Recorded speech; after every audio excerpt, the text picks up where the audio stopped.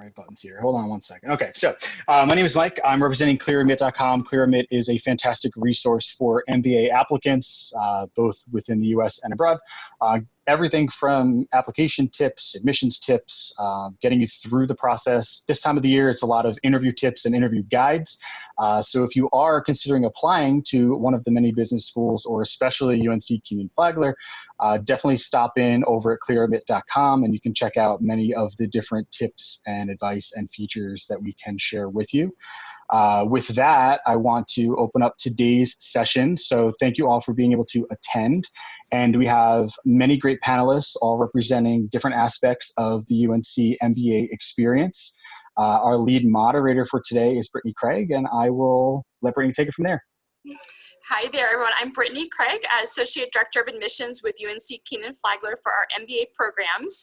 Very unfortunately, I'm in a room where it appears the lights are motion activated. So I'm going to introduce our panel and then quickly jump up to get the lights back on because I can see that I am a little bit backlit right now. So apologies for that. I want to welcome everybody to our panel today. Our topic for discussion is Women MBAs, the secret to leadership success. And I don't know, I can't guarantee that you're going to walk away knowing what the secrets are, but I do hope you walk away with some great tips that you're going to be able to really put into use today in your work and as you consider your path going forward with hopefully an MBA from UNC Kenan-Flagler, or one of our amazing peer schools. So we're really passionate about this topic here at UNC. We're a Forte Foundation member school, and we have, it has always been very important to us to help move some of the honestly fairly depressing numbers that we see in the business world as it pertains to women. We know that 6.6% of Fortune 500 CEOs are women right now, and that's not okay. We want to change that. Not only do women benefit, men benefit, business benefits when we do have more diversity, including gender diversity at the table. There are actual studies that show how important diversity is in the business world. Beyond that, we want to make sure that women coming through the MBA programs have tools that they need to be successful and to have a fulfilling career, whatever that may look like for you. So I am really pleased to introduce 4 panelists here today. We have 2 alumna from UNC Kenan-Flagler, 2 different MBA program formats, and then we also have 2 first-year students. So I am going to, let's go alphabetically. So I'm going to ask Aishni to first introduce herself and just tell us, in a couple, maybe a minute or two, a bit about yourself. And I am going to jump up to fix the lights right now. Sure. Sounds good. Thanks, Brittany. Hi, everyone. My name is Aishni Nagrajan, and I'm a current second-year student at UNC Kenan-Flagler. I'm concentrating in pharmaceutical marketing and actually interned at Johnson & Johnson this summer, and I'm going back there full term. And before coming to business school, I traveled quite a bit. So I was in healthcare consulting, working a lot with health plans and provider, and decided to go into industry and pursue marketing, which is why I came to get my MBA at UNC. All right, next in alphabetical order, we'll go with Andre. Hi, everyone. My name is Andre Dean. I am a second-year MBA student. Prior to business school, I was living in Wyoming, working for a museum and consulting for nonprofits. I actually will be going into tech next year as a product manager, and I am majoring in marketing, data analytics, and technology. Excellent. We'll move over to Casilda. Hi, everyone.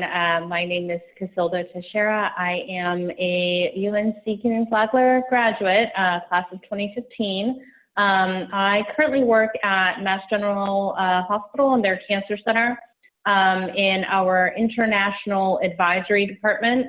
We do work with clients mainly in Asia in building programs and cancer centers overseas. Major clients are in China. So I do everything from business development, content development, and client relationship management.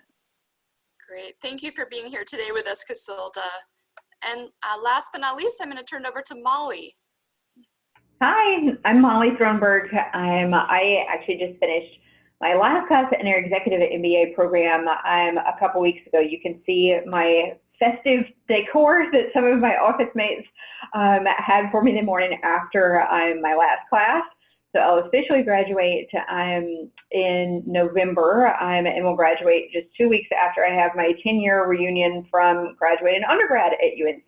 So I'm really excited to be an official double Tar Heel in just about a month or so. I actually am in a bit of a unique position because I have been living and breathing Kenan-Flagler for the past couple years. So I actually work with Brittany on the MBA admissions team and oversee the admissions process for our online MBA, and work really closely with our technology partner, 2U.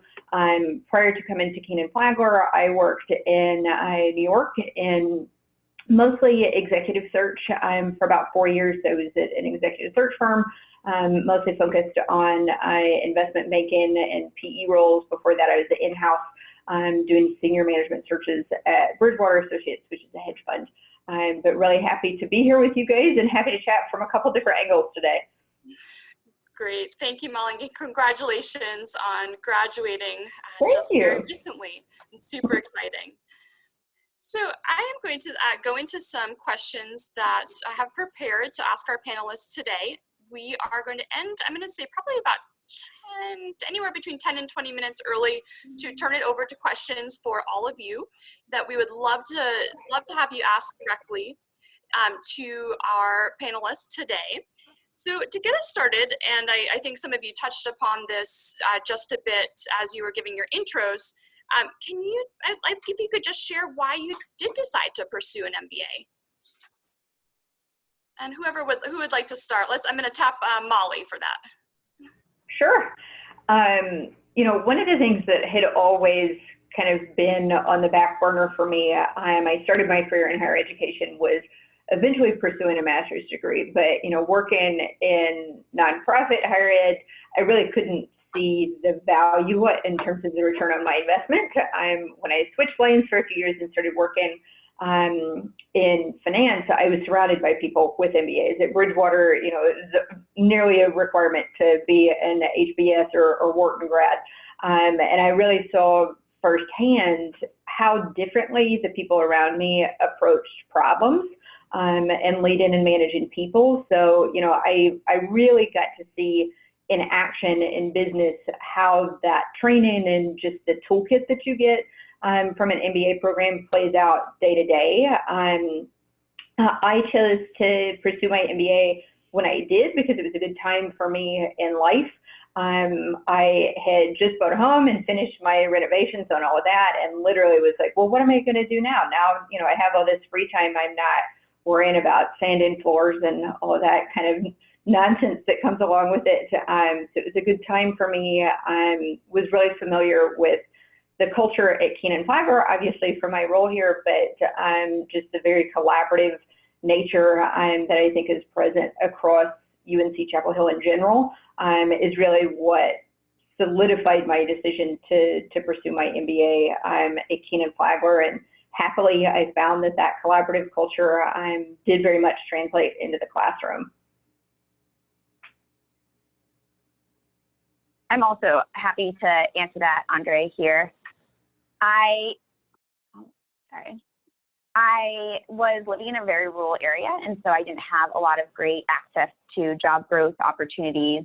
I also very much felt that I wanted to change my career, and I still, at the point, I started my process about 2 years out. I wasn't really 100% sure what that would look like. Going through the MBA application process in itself was very helpful in terms of being so self-reflective. You really have to sit down and decide, where do you want to see yourself in 5-10 years? I mean, those are basically some of the essay questions. And in the moment, I thought I wanted to open my own political campaign consulting firm specializing in rural areas. And then since being at business school, there's just so many opportunities here. It's kind of mind-boggling what you really can do. I mean, I'm coming from a small museum in a rural state and going into one of the largest companies in the world working in product management. Thank you. How about Aishni?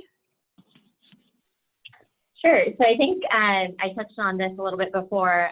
So I was in consulting before coming to business school, and I knew I wanted to switch into industry, and some of the roles that I was interested in were more marketing focused, and I really wanted to build a strong marketing foundation, and I knew that I needed an MBA to be able to do that, and to really be able to be successful as a marketer. I knew that I needed the degree to sort of elevate myself to the position that I wanted, and coming to UNC was a no-brainer. And again, similar to what Molly was saying too, is more of the collaborative nature and working with teams, and learning how to work with teams successfully too. That was so important in driving my decision to pursue the MBA. Great, thank you. So for me, it was that I had reached really the top of where I could go in my previous job, and there was nowhere else to go. If I wanted to move up, I needed to get a higher degree, and I worked in healthcare at the time. So I had the option of getting an MPH or getting an MBA, and the circles I was in, all my coworkers, everybody got an MPH, or they went in and did something completely different. So the decision process to get the MBA was very difficult for me, because I didn't really think that I fit into the mold of an MBA student. I didn't come from finance. I didn't come from consulting. I didn't really have this kind of like engineering or math background, but it was just a way for me to push my career forward. And at that time, it was the only way to really do it. And definitely seeing the results afterwards, there is a lot, the return on investment is a lot of career opportunities, amongst other things, but a lot of career opportunities and the ability to move up and move around companies for me, it's with more comfort, not really ease, but just I'm more comfortable in the interview process and networking and being able to show my value and the skills that I bring to a position. Great, thank you. And I think that's a really important point. On the admissions side of things, I will say that so many times when I talk to prospective students, and interestingly, particularly prospective women students, they often will start off by saying, oh, I'm from a non-traditional background. I don't know if I would be competitive for this program. And I think you can hear from talking from all of the introductions today that there maybe isn't necessarily a thing as a non-traditional business background. So sure, we do have students who come in who have worked in, what you might think, finance and management consulting, but just as many that have worked for arts organizations or NGOs,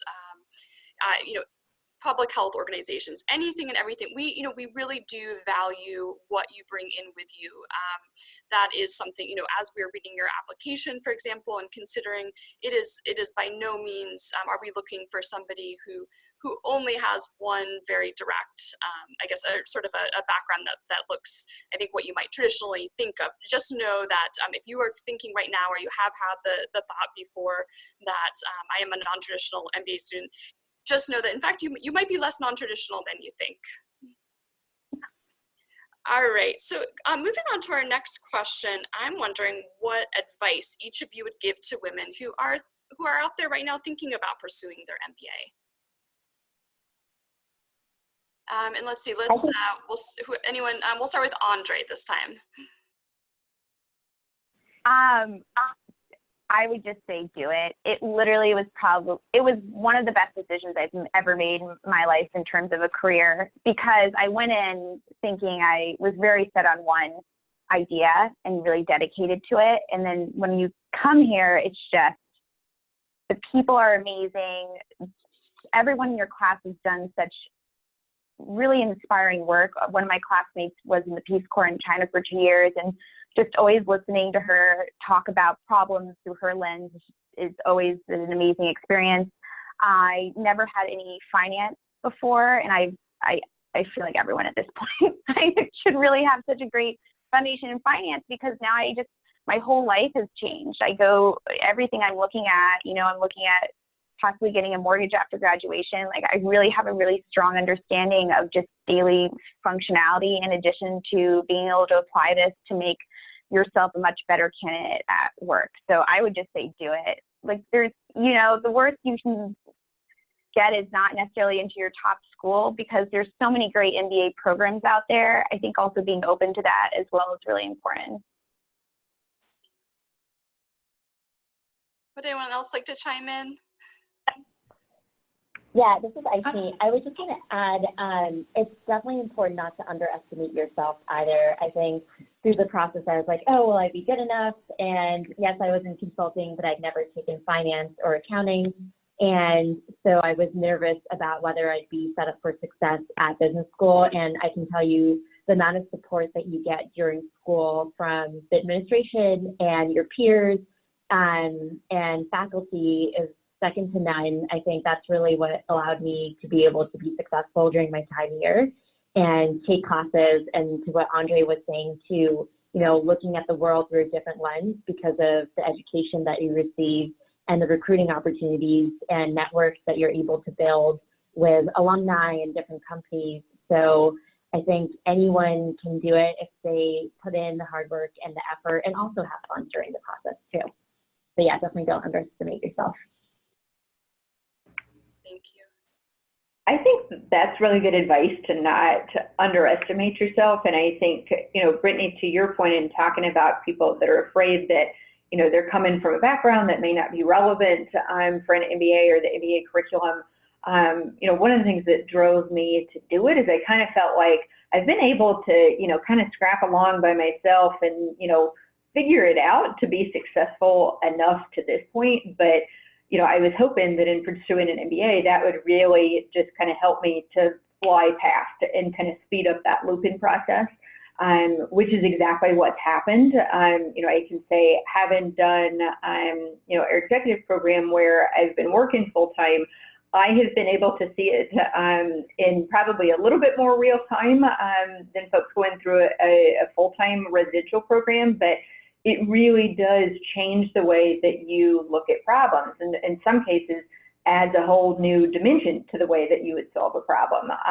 Already just in the past couple weeks and finishing up my very last class, I have been sort of going through this new little filing system in my brain and saying, well, here I am in this type of situation at work. How am I transitioning into this new role? How can I apply, things like consulting frameworks to projects that I am just being deployed in? There are ways that a lot of those courses that I never thought I'm never going to be a management consultant. There are plenty of those tools and frameworks that you're learning in those classes that can be applied in all different kinds of industries and work environments. So I think that that's one thing that you continue to be surprised with, is the way that it really does change your outlook on a lot of different things, but especially just attacking problems and people management as well. I've found to be especially impactful. And just to add to that, I think that it's something I mentioned before about being able to be flexible in your career. When I went into business school, I didn't think that I wanted to do consulting at all. I didn't really think it was for me. Ended up doing it for 3 years just as a skill building process. But I find myself using, in my current position, which is, I guess it is consulting, but it's more internal. I find myself using a lot of the skills that I got from business school as well as from my consulting days. But the way that I look at it is, I would never have spent my 3 years in consulting had I not gotten an MBA. And without those 3 years in consulting, I really wouldn't be in the position that I am now. And I really love my job. But it's kind of a startup atmosphere. So I'm doing a lot of things. I'm doing everything. So from building pitch decks to building models for pricing that we need to present to clients for our projects, and dealing with multi-million-dollar projects, definitely something I was not comfortable with prior to going to business school. And in the couple of years of consulting that I did, there was not really a lot of going into deep financial analysis. So I think that in a way to advance your career, for me, it is the single best career decision I made, period. as others have mentioned before, with the network and all of those skills, but really it is a way for you to position yourself to be able to move into different roles and to shape the trajectory of your career in a way that you want to do it. So if now you're in consulting, you want to go into industry, and then you want to go into the public sector, I think that all of the skills that you get as an MBA student and the career prospect that it gives you afterwards gives you a way to make your path into whatever you want to in your career.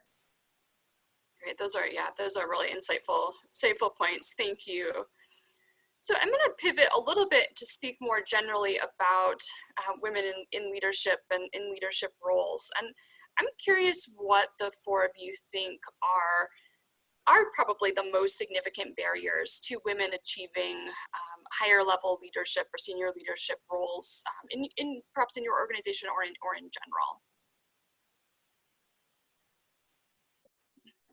So I can start with that a little bit. I think there's one thing for me is perception and seeing who else is up there. It's hard to come in somewhere and say, I want to go to that leadership position when all you see are people who it's just a bunch of guys in these positions, and seeing women who are equally capable but not being able to make it into those positions. So I think we lost the word. Oh, there we go. We got you back. Okay, sorry. So like those kinds of, that perception part of it is a big barrier. And in one way that the MBA helps with it is, from my experience at UNC, there is a lot of focus on leadership, skills to be a great leader. And it's just not in the classroom. In the second year for a lot of capstones, I had a lot of friends who did different activities to build on those leadership skills. So that is one way the MBA can help you. The other way is networking. I know that I got this job through networking. My positions after business school were done a lot through networking, through UNC, through the Forte Foundation, through the consortium. So building that network through business school, and then afterwards having the foundation to be able to build that network, that is another way to be able to attain those leadership positions. And those things, I think the MBA is very central in helping women start to achieve their goals and moving into leadership positions.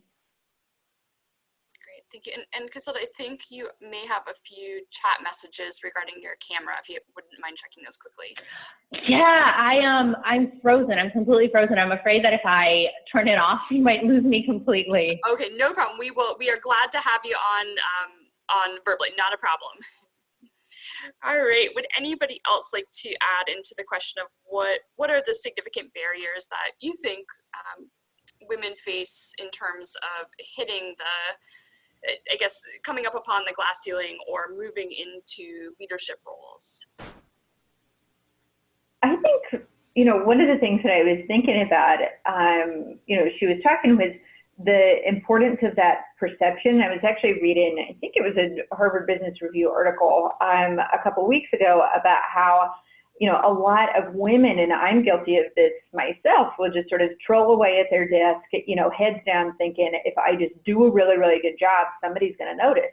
And I think that it's really important to be really aware of, the social and sometimes political dynamics,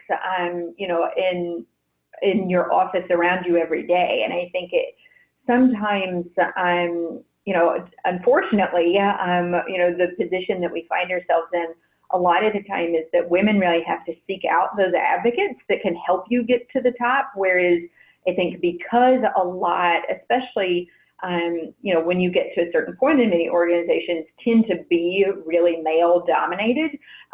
If you don't have somebody that is really, there kind of pounding the table and going to bat for you, that is also a really strong and believable voice, and that carries a lot of weight within your organization, that can be really difficult. I was talking with a classmate about this a couple months ago, this came up in one of our classes on leadership, and specifically the class is called Lead In from the Middle, so figuring out how to get buy-in from all different directions in the organization.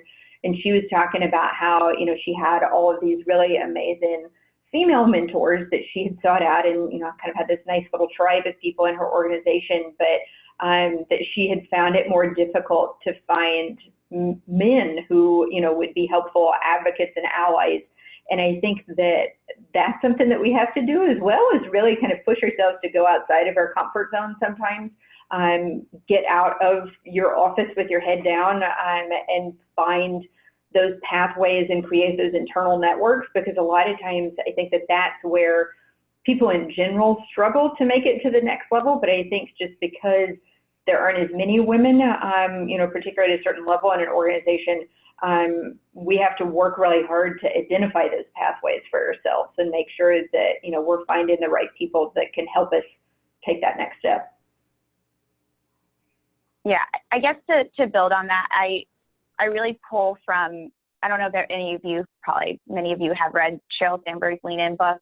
And we also had a woman named Karen Sanders, who's the Senior Director of Product Management at Cisco, speak the other day. And both of them, and I feel like I try and incorporate this as much as I can in my life, speak to having a conscious culture.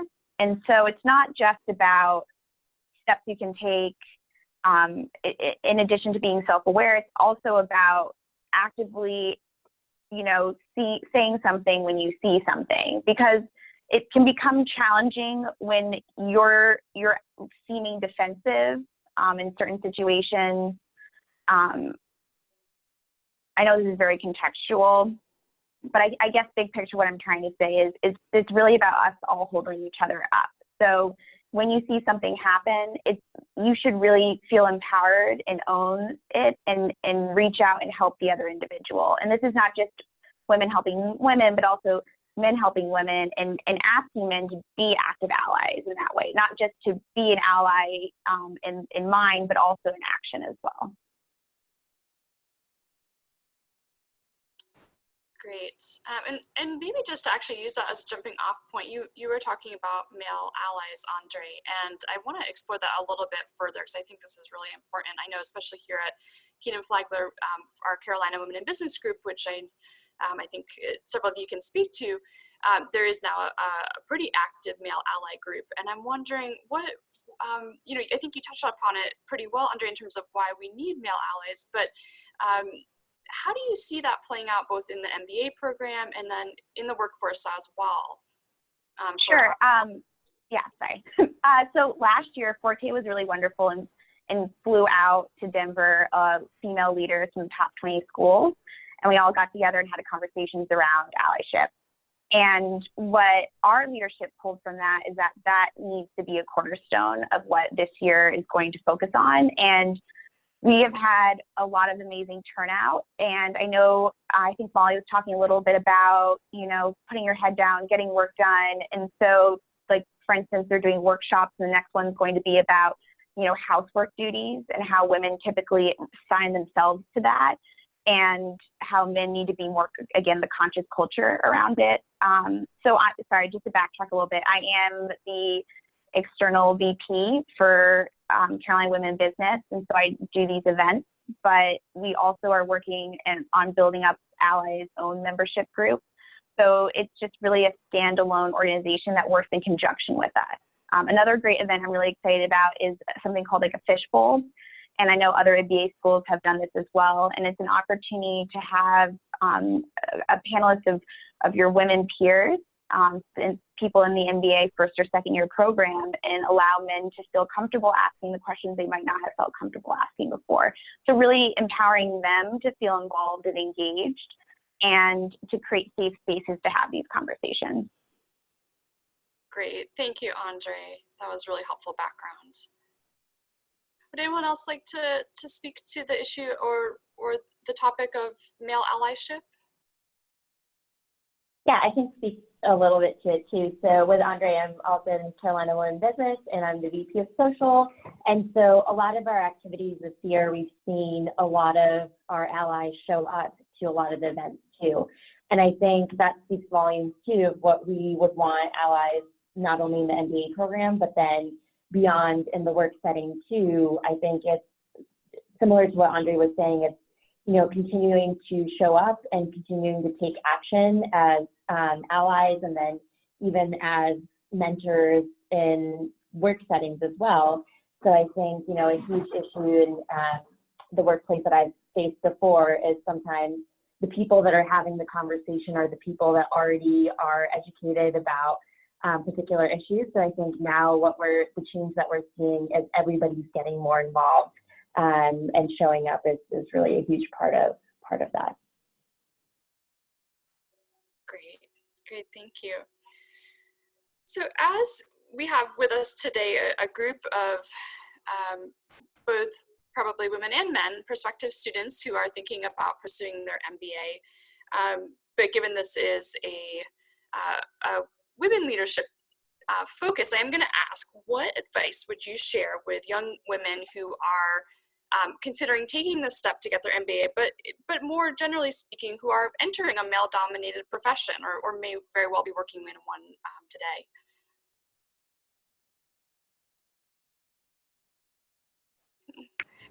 I can start. I would say, if, you know, for those of you that are in a very male-dominated profession or company, you know, I would say one of the things that was most helpful to me, both from a learning standpoint and just an advocacy standpoint internally, you know, in my time in finance, was really leaning heavily on had a male supervisor and then some male sort of dotted line managers and mentors. And they did such an amazing job of treating me exactly the same as anybody else, and made it a point to let it be known, like, I'm treating everybody the same, and just opening up the conversation to make sure that I had a voice at the table, because that wasn't the broader culture at all times. So again, I think finding those allies and looking for the opportunities, even if they're not necessarily within your direct purview in your job, that are going to stretch you a little bit and give you exposure to the right people that can help push you in the right way, and give you the right platform. I would say if you are considering an MBA and, you know, your comfort as a woman and being pushed in the right way, but also having the right kind of community around you, you know, is top of mind for you. You know, I always tell folks, do the most research that you can on all of the MBA programs that you're considering to find the right fit for you, because, you know, there are a lot of really, really strong programs that are going to be great brands on your resume, are going to, you know, sort of give you equal footing in terms of opportunity going forward. But the network that you develop while you're a student and how that network is going to go to work for you, you know, for the rest of your life. You know, you're choosing a community that is going to continue to not only pay dividends in your career, but these are people that you're going to be tied to, you know, for the rest of your career and the rest of your personal life. So, you know, I would say think about finding the right fit from that standpoint as well, both for your own enjoyment in the program and as an alum of whatever program you end up in, but also just in making sure that you know, you're joining a community that is right for you, and one that, as I said, will, you know, push you in the right way as well. Great, thank you. Aisha and Andre, I'd be interested in hearing from you as well, just, you know, about your experience being in a program right now where you are, you know, where you're in the minority gender, and, you know, what that's been like in speaking frankly about it, and what advice you would give to the women who are going to be coming into our next class and in future years to come, or really any MBA program. Sure, and I can start with that. So coming from the consulting world, I was in a male-dominated environment, and that sort of continued at school too. You know, my study group mostly was all males. I was the one female, but I think I received a lot of support from the study group too, and all the projects that we did. Everyone played a different role, and that's just how we set up as a study group too. So I think being in this environment, it is different, and there are challenges, but I think to what Andre and I were speaking to before is that, you know, we've had a lot of our allies show up. And I think even in classroom settings too, sort of the bond that I have with other females in the program is also very strong. I think all of us hold each other up as well. And in class, you know, if someone says something, if a female says something, another female will jump in to continue to show support. So I think that type of environment has been continuous outside of class and in class, and through a lot of the organizations and clubs that we're into. I think the main thing that I've been able to get out of my time at UNC is the supportive environment too. And so I think that's been instrumental in me having the experience that I've had so far.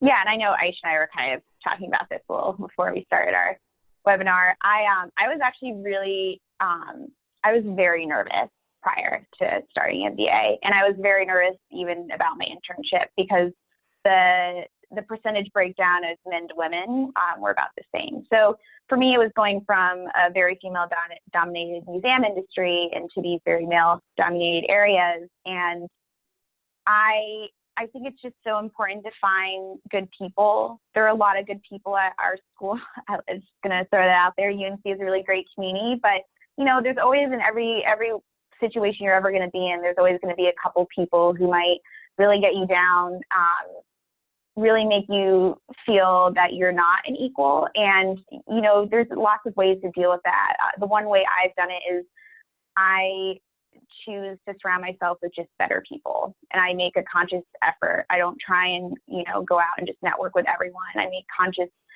saying the word conscious a lot, very conscious decisions about who I'm communicating with, who I'm giving my time to, who I want to help out also as well. So I would just look at it as, you know, we're all adults here, and you're going through life, and you get to make these decisions yourself. That's not to say that I'm not trying to change how I feel some people view women in business, but I think for you personally, because it can be so mentally exhausting trying to always climb uphill, you got to surround yourself with a good support group. Great advice. And I just want to share one tidbit that actually a male professor at UNC shared with me in my second year. And about going into a place where you don't feel so comfortable. And I think this applies for any woman going into a male-dominated industry. And I don't mean to sound very Tony Robbins and kind of like, he said something about mindset. And this is not at all easy, or it's something that I work on all the time. But he said that one of the ways to kind of combat that discomfort and maybe a little bit of fear when going into those situations is really knowing your worth and knowing your value, knowing that what you have done in the past is a valuable contribution to whatever environment you're in. And that's sort of like a baseline one thing, but that mental shift, working on that mental shift, I think can help a lot in navigating these workplaces that can be difficult because they're male dominated or for any other reason. Maybe it's, you know, toxic people who are not really invested in your success or helping you to succeed. But working on that mindset of, I know my value, I know my worth, I know I'm a good contributor, that is one step in helping to navigate these workplaces. And I am being mindful of the time. I'm noting we have about 15 minutes left. So I'm going to ask a final question and ask our panelists to keep their responses on the shorter side so that we can jump into responding to some of the questions that each of you had wanted to pose to the panelists. So my final question is, how do you think an MBA provides you with the leadership skills to be successful? I know that could be a big one. So I'm going to actually just have you think of maybe one or two ways that the MBA has or is providing you with the skills that you think will help you be successful.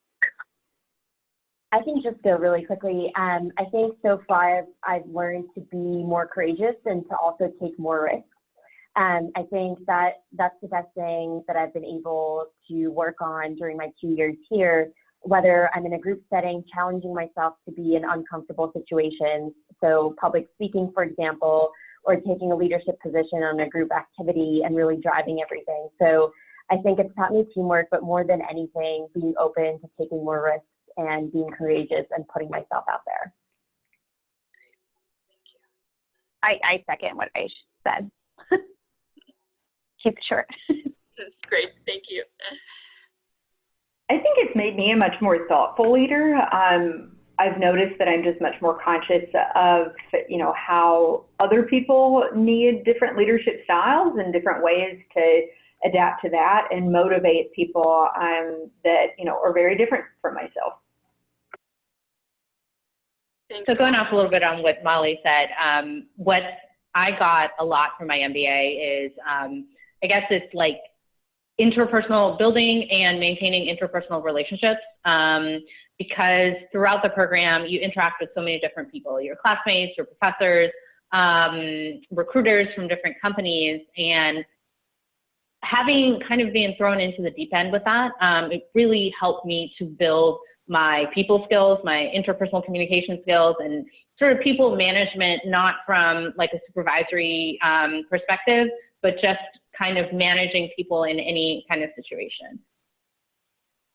Great, thank you. And I think that's an excellent place to end on. So thank you to our 4 panelists for your insightful answers and responses and really putting yourself out there today. I know that I have learned a lot actually myself and taken away some good tidbits of information, and I'm sure that our prospective students who are here watching this has as well. So thank you to all of you, much appreciated. So we will now turn over to some questions that are coming in from the prospective students that are on the line. And it looks like most of the questions that are coming in are focused on UNC Kenan-Flagler as a business school, as an MBA program, as well as some of the admissions side as well. So I'll jump in to try to help answer some of these as well, and then I might tap Molly as well for some of the admissions questions. So first question actually is asking about a dual degree, and this is one that Casilda might have some insight into, given that she actually created, essentially was able to create a really unique dual degree experience. But speaking, I guess more generally, wondering if any of you considered a dual degree program. The person who wrote this question is interested in the dual degree with the Master's in Environmental Management, which is actually a Duke program, which is kind of a cool thing that we offer. Yeah. We have 2 dual degrees where you would actually getting a degree from Duke and then also from UNC. So did any of you consider, or are you doing a dual degree, and what went into that consideration? I did not consider, but I will say I have 2 friends who actually came in for their first year and realized in Mod 2, so our semesters are broken up into 2 mods each, so 1 through 4. So in Mod 2, they made decisions to apply to either UNC or Duke master's program. I think one was in health and the other is in environmental sciences.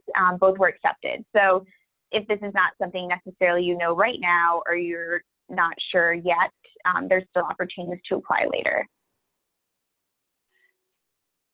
So I did a dual degree, and I went in knowing that I wanted to do it. I did not take the more reasonable route of doing my dual degree in one state. I somehow thought that it was okay to do one in Massachusetts and North Carolina at the same time. So I have a master's in international affairs from the Fletcher School at Tufts University.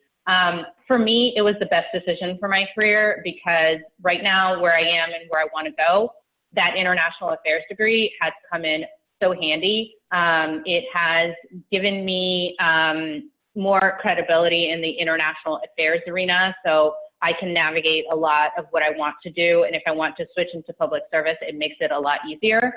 So UNC was the school that made it the easiest for me. I got rejected from so many other business schools, no, we don't do that. We don't even know what that is. But from the beginning, Lisa Beiser, first Forte Forum, she told me that, yeah, we can definitely do that. We've had other people do that. So everyone was so supportive. The process was a little bit crazy, but UNC helped me out so much, and I'm so eternally grateful to everyone in admissions and the Career Management Center who helped make the process so easy.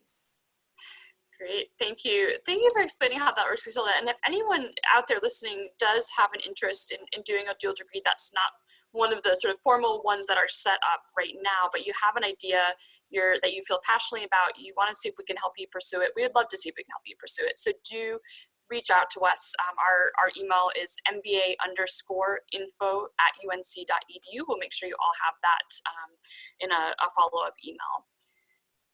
So next question is regarding, actually this is a little bit more general, in terms of somebody is wondering what resources that you either took advantage of or wish that existed regarding support of being a woman in a male-dominated field, as well as considering intersecting identities. So perhaps being a woman of color, having particular religious backgrounds or affiliations. I would imagine I would add in there too maybe LGBTQ identities. What are your thoughts on that? Anything that you wish existed or that you did take advantage of to find support? So I took advantage of a lot of the organizations that were on campus too. So I'm also involved heavily with the Alliance for Minority Business Students, and there are a lot of, we do fireside chats on campus. As a part of Carolina Women in Business, we also have Lean In circles where we meet basically every other week too to discuss different issues, and we invite everyone to come in those conversations. So I think it's really taking advantage of the different communities within the greater Kenan-Flagler community too. That's really helped me to get the resources and the support that I need to be able to do what I want to do.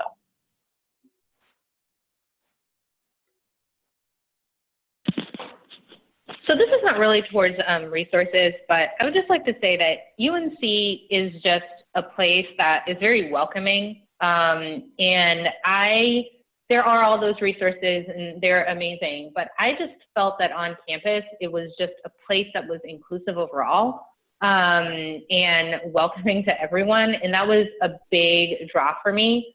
There are all those supports in place, but I felt that the faculty and the staff overall just made it like a really great place to be. So I just wanted to highlight that about the school. I don't think I appreciated it as much as when I was there, but after my time there, I've really come to appreciate it a lot more. Great, thank you. And we do have very active affinity groups that you can learn more about the extent of them on our website. And definitely would encourage you to also, if you can, come and visit. We can get you connected to students who may be a part of a particular affinity group that is of interest to you. And I think just in terms of, as we start talking about intersectionality and intersectionality of identity, what I love is many of our affinity groups do in fact hold different events together, both just for within their for their particular groups, and then also for the full school and program as well, which I think has been really neat and valuable to the community.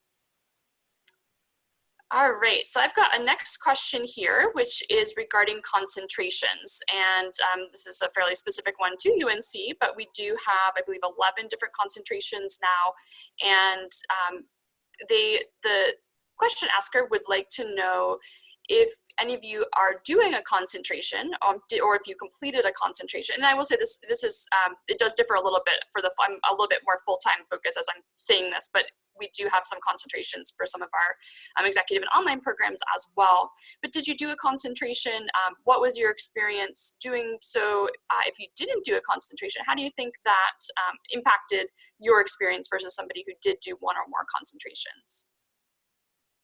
Sure. So I guess high level, you start off almost your entire first year doing core classes, and then the mod 4 and a little bit of mod 3, you get choices on electives. The electives are what count towards your concentration. So I'm concentrating in marketing and data analytics and technology, but I'm also taking classes for my electives in finance and environmental business practices. I'm doing an energy financing class next mod. So even if you declare a concentration, there's still a lot of opportunity to explore, and you can, I think you can actually change it whenever you want, as long as you have the credits that fit into that concentrations requirement. And it's not super strict, but there are some loose, I guess, credit hours around that. But I would say that most people do concentrations. There are a few general degrees out there, but for the most part, people do concentrations. I don't know if it really does affect, though, your entire experience, because you can still take any class that you'd like. Yeah, I would say it's just making sure that you're taking the classes that you want to take to be able to do what you want to do. And sometimes that requires a concentration, and other times it doesn't. So just keeping in mind, what the end goal is. Molly, would you be willing to quickly speak to how doing a concentration works for our working professionals programs? Sure. So the concentrations for working professionals are much more general than what we have set up for full-time. So typically, if you are interested in doing a little bit of a career pivot, can help you to sort of fill a gap that may exist in your resume currently. I sort of accidentally ended up with a concentration in, I could choose between leadership and entrepreneurship or leadership and strategy. So I think I landed on leadership and strategy for mine. But a lot of our working professionals, like myself, sort of end up with one unintentionally. I would say the real reason for those, is if you're looking to fill some kind of gap. But I think the nice thing for working professionals as well, you can kind of cobble together your own courses to make, whatever more narrow focus you need to be able to speak to, in interviews, or if you're looking to make a move internally. So much more general, but helpful, especially if you are looking to make a little bit of a shift in your career. So next question is, a very perceptive participant noted that a number of you have experience in the healthcare industry.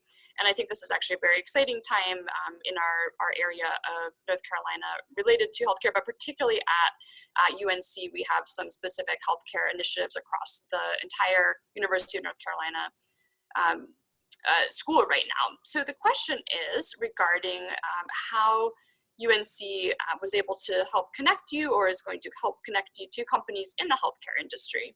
And I think we can also, I'm sure this question is of interest to others, so you can also answer more generally. And how does UNC in our MBA programs, how do we help you connect to employers and to jobs? I can go really quickly. So how I was able to get my internship was actually through the Healthcare Networking Forum that UNC put together. So just as a background, we have a really strong healthcare concentration, and we also have a UNC healthcare club that's very active on campus. And they put together a healthcare case competition, which I took apart last year. And that's really nice because it pairs you with not only current MBA students, but students in the pharmacy school, in the med school, as well as the public health school. So you have an opportunity to work collaboratively with schools all across UNC's campus. And there's also the UNC Healthcare Club puts together a conference, a yearly conference.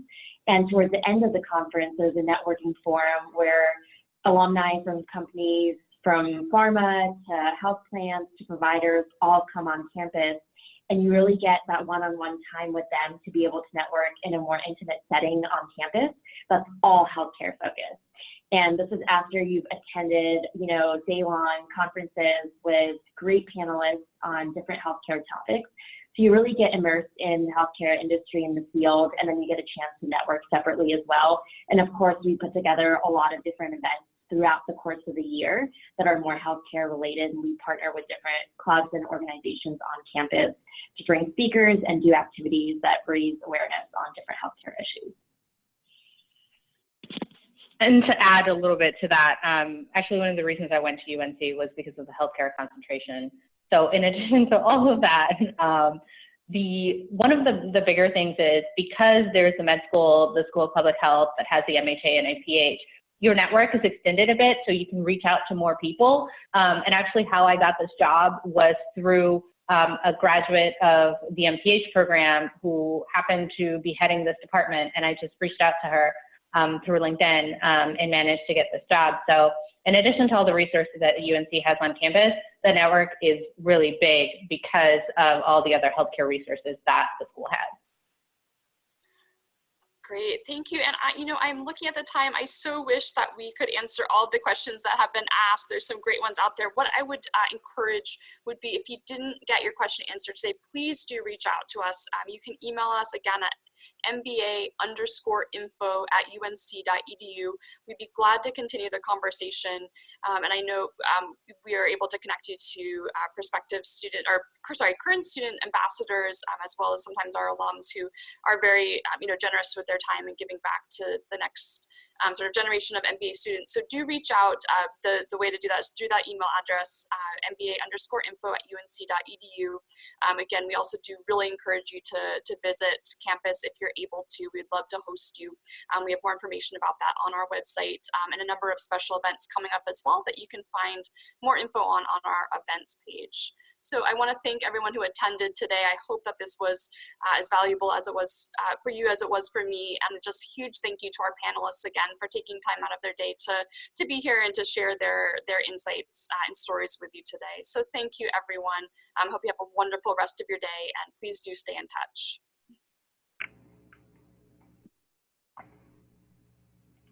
Great.